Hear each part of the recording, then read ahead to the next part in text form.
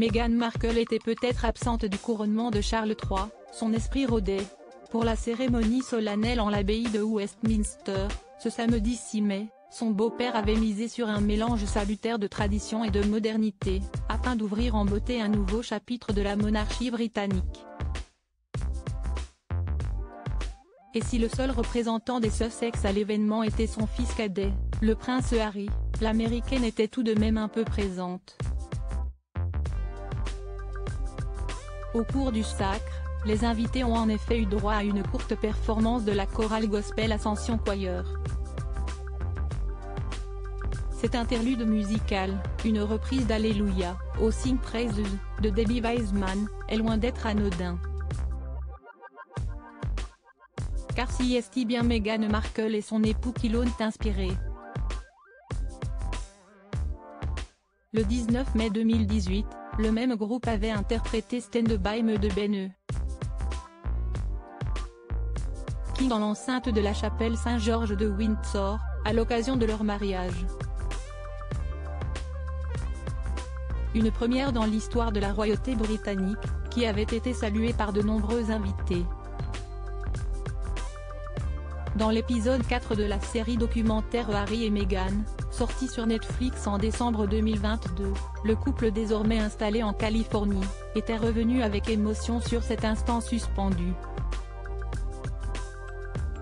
Personne n'a protesté là-dessus. Tout le monde a trouvé l'idée super.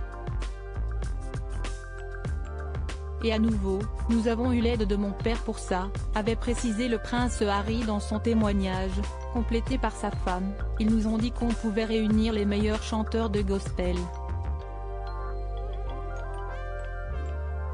Supérieur à couronnement de Charles III et Camilla, complicité, émotion.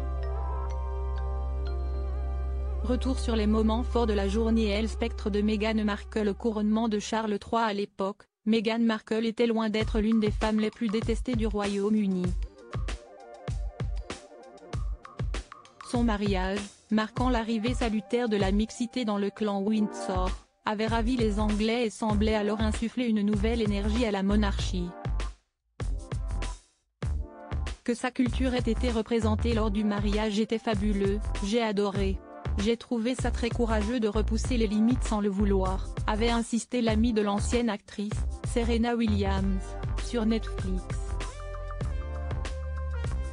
Le fait que Charles III ait choisi de faire appel à la même chorale pour son sacre, résultat de plus de 70 ans d'ancienneté, a donc une signification particulière.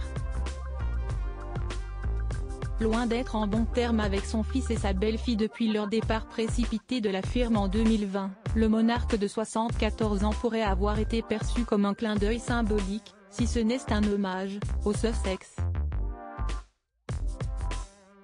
D'autant que ceci marquait aussi le 4e anniversaire du prince Archie, l'aîné de Meghan et Harry. Si est en partie pour cette raison que le fils du roi a repris la route de l'aéroport dès le couronnement terminé, pour attraper un vol commercial en direction de la Californie 2 heures plus tard. Soutenir son père à Londres et souffler une nouvelle bougie avec sa petite famille à Montecito, en 24 heures, était le défi que s'était lancé le duc pour cette journée historique. Crédit photo, agence.